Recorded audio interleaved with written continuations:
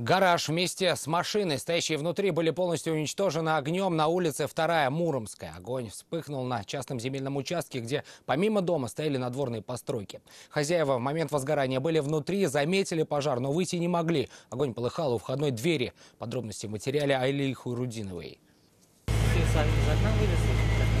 Пламя, охватившее гараж, едва не перекинулось и на прихожую. Людям пришлось выбираться из дома уже через окно. Из-за того, что огонь вовремя заметили и жильцы дома успели покинуть помещение, жертв удалось избежать.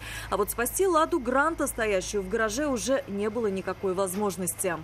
Уже вышли, когда уже здесь горело.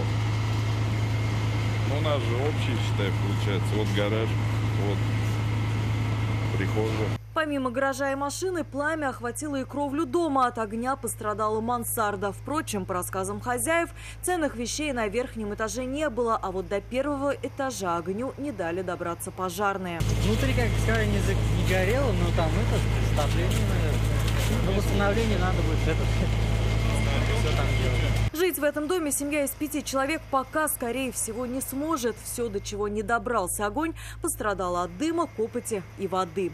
Что стало причиной возгорания, предстоит выяснить пожарным дознавателям. Алия Хайрудинова, Айрат Назипов, Константин Бушуев, Вызов 112.